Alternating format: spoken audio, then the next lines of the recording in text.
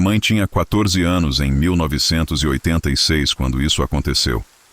Ela morava na China na época, com seus pais e seu irmão mais novo. Era inverno profundo, com a temperatura caindo para números negativos. E a neve caía em camadas grossas no chão. Era por volta das 10 da noite quando minha mãe terminou suas aulas. E já estava escuro. Lembre-se, na China é normal para estudantes jovens caminharem sozinhos para casa sem um responsável. Cerca de 10 minutos depois de descer do ônibus, ela começou a atravessar um velho mercado para chegar ao seu apartamento. O mercado estava completamente silencioso e deserto naquela hora da noite. Também não havia postes de iluminação ao redor. Então era difícil para minha mãe ver para onde estava indo, mas ela já havia percorrido essa rota várias vezes antes e conhecia o caminho de volta para casa. Minha mãe teve a sensação de que alguém estava à espreita na escuridão do mercado. Ela tentou ignorar, mas a apreensão persistia. Continuou a ouvir seus pés esmagando a neve branca, mas de repente parou, e quando parou, pôde ouvir um segundo par de pés esmagando a neve atrás dela. Minha mãe entrou em pânico, mas continuou em frente e fingiu que não tinha ouvido nada. Ela pensou que poderia ser outro estudante voltando para casa, o que fazia sentido. Mas isso não a impediu de andar mais rápido. Começou a acelerar o passo, e o som de passos atrás dela também começou a acelerar. Minha mãe não conseguiu mais suportar o medo e começou a correr, mas a neve espessa dificultava a fuga rápida. Ela olhou rapidamente para trás e foi saudada pela silhueta de um homem alto a poucos metros de distância, se aproximando. O homem não parecia estar usando um casaco, apesar da temperatura congelante. A falta de postes de iluminação dificultava minha mãe distinguir mais detalhes, mas isso não foi o que a assustou mais. Ela foi perseguida até uma área iluminada por uma luz fraca montada na lateral de uma barraca de comerciante. Quando olhou para trás, viu que seu perseguidor estava carregando uma grande tábua na mão. Agora petrificada, continuou correndo e se recusou a olhar para trás novamente. De repente, viu a luz de um poste de iluminação que ficava em uma pequena rua. Por sorte, naquela noite, havia um jovem casal caminhando em sua direção. Com seu último suspiro de energia, minha mãe correu até eles e desabou. Ela estava histérica quando perguntaram o que estava acontecendo. Explicou a eles o que tinha acontecido, mas, nesse ponto, o estranho já havia desaparecido.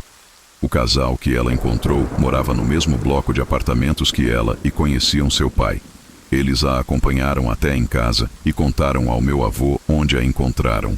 Depois que o casal foi embora, minha mãe não conseguia parar de chorar de choque e medo. A partir de então, meu avô começou a encontrá-la na parada de ônibus e a acompanhava de volta para casa. Minha mãe nunca descobriu quem era o agressor e, felizmente, nunca teve outro encontro com ele.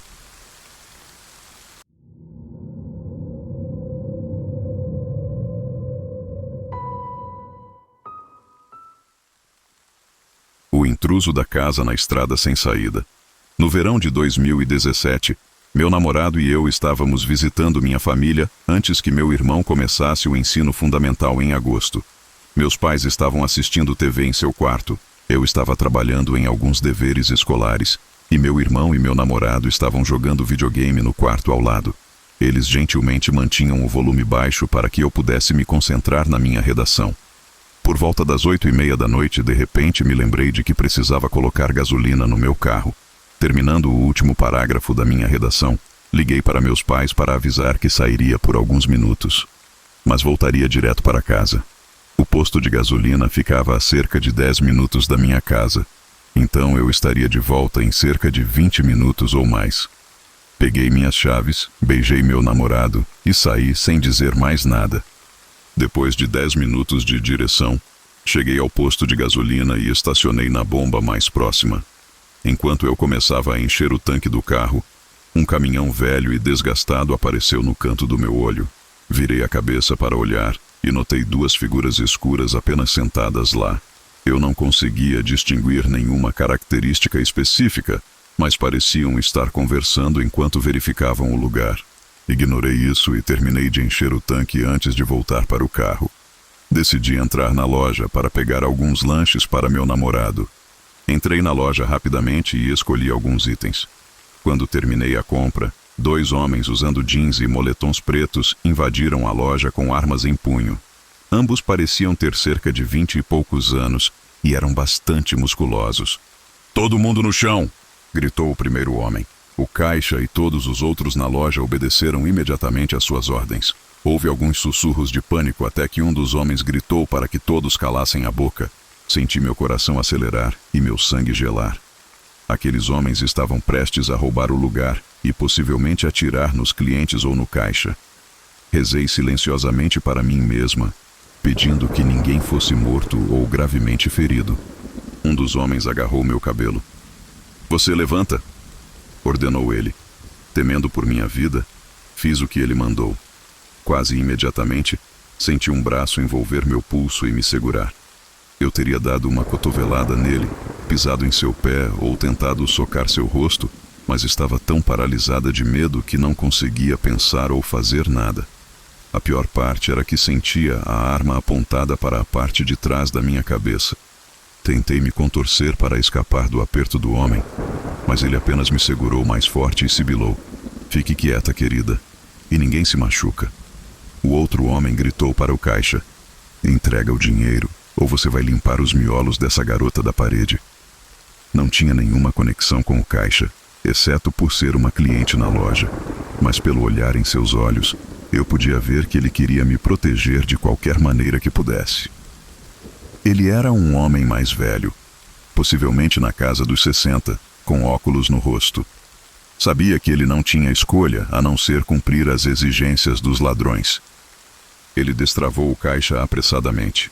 Enquanto entregava o dinheiro, senti o cano da arma pressionar contra o lado da minha cabeça e quase comecei a entrar em pânico.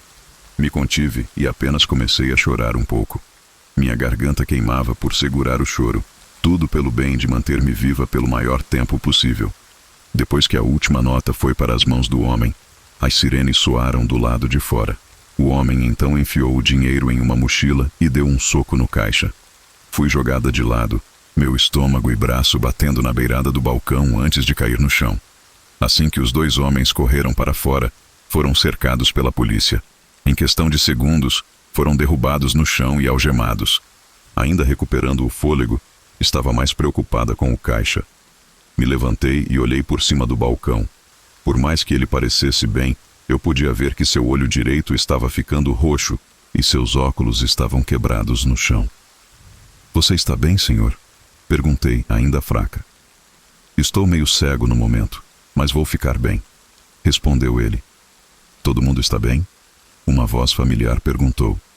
Um dos policiais, que também era um grande amigo do meu pai, entrou na loja.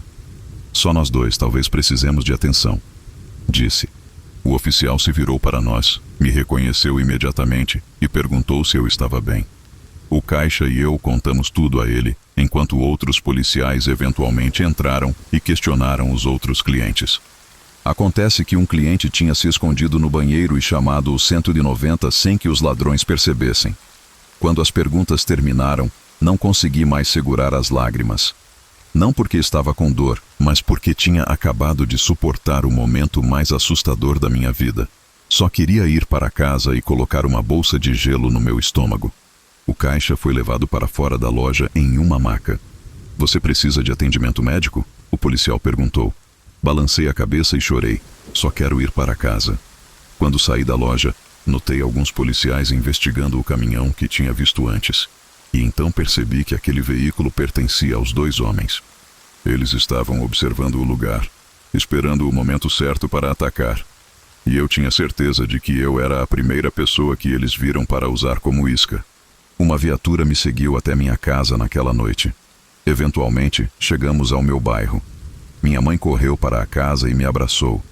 Ela continuava perguntando o que tinha acontecido, mas eu mal conseguia falar de tanto chorar. Uma vez dentro de casa, meu namorado me viu e me envolveu em seus braços, segurando-me até que eu me acalmasse. O amigo do meu pai chegou logo depois e explicou o que aconteceu no posto de gasolina.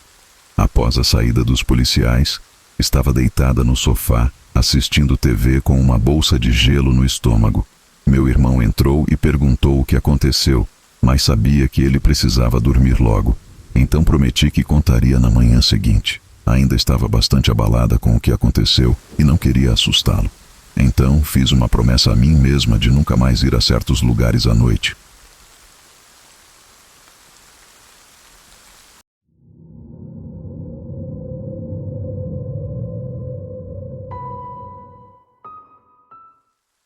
Isso aconteceu comigo há cerca de 4 anos. Agora tenho 23 anos, mas na época desta história eu tinha apenas 19. Eu estava acordada até tarde jogando videogame, como geralmente fazia nos fins de semana. Lembro-me claramente de que estava chovendo naquela noite, uma tempestade bastante intensa. O vento lá fora estava a cerca de 80 km por hora e a chuva caía forte. Estava preocupada com a possibilidade de a energia acabar, pois isso era algo comum sempre que havia tempestades. Depois de algumas horas jogando, comecei a sentir fome, então fui para a cozinha fazer um lanche. Eu moro em uma comunidade de trailers, então cada casa fica bem próxima uma da outra. Enquanto estava fazendo um sanduíche, ouvi alguns estalos vindo de fora. A princípio, pensei que fosse trovão, mas então ouvi mais alguns estalos. Olhei pela janela ao lado da porta dos fundos, que estava voltada na direção dos ruídos. Não consegui ver muita coisa além da luz fraca emanada de um poste de luz próximo, que iluminava a rua atrás da minha casa. Pensando que fosse apenas a tempestade, terminei de fazer meu lanche, desliguei todas as luzes e voltei para o meu jogo. Cerca de 10 minutos depois, tive a impressão de ter ouvido um barulho vindo da porta da frente. Eu tinha uma luz de movimento que acendia com qualquer movimento mínimo perto da minha varanda da frente. Então olhei pela janela do meu quarto e pude ver o brilho da luz vindo da varanda. Tendo ouvido o barulho e agora vendo a luz acesa, sabia que algo ou alguém tinha disparado o sensor. Eu estava sozinha em casa e comecei a ficar um pouco assustada. Caminhei pela casa escura até a porta da frente. A porta tinha uma janela em forma de diamante no centro, então me abaixei para evitar ser vista. Lentamente, levantei a cabeça e espiei pela janela, mas não vi nada. Abri a porta e saí na noite chuvosa, mas ainda não vi nada. Voltei para dentro e tranquei a porta atrás de mim. Enquanto voltava para o meu quarto, vi as luzes vermelhas e azuis piscando de um carro de polícia passando pela janela da porta dos fundos. Fui até a porta e vi pelo menos 3 carros de polícia parados na rua.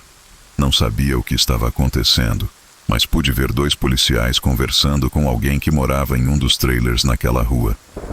Observei por um tempo, até me cansar e voltar para o meu quarto. Só no dia seguinte vi no noticiário algo que me aterrorizou profundamente. Os barulhos que ouvi na noite anterior eram, na verdade, tiros. De acordo com a polícia, foi um negócio de drogas que deu errado. 2 homens foram mortos a tiros, executados de forma brutal. Um homem foi baleado na cabeça e o outro foi atingido várias vezes no peito enquanto estava sentado em uma cadeira. A polícia acreditava que isso estava relacionado a gangues. Um dos homens foi identificado depois que um membro da família o relatou como desaparecido, e a outra vítima era o proprietário do trailer, que havia marcado um encontro com os traficantes. Sem querer, acabei testemunhando uma parte disso. Contei à polícia o que vi e ouvi, e eles concordaram que o assassino provavelmente estava procurando um lugar para se esconder e acabou escolhendo minha casa, achando que estava vazia. Se eu não tivesse ouvido os barulhos na varanda, ele poderia ter arrombado a porta e eu poderia ter sido a próxima vítima. Isso me assusta até hoje.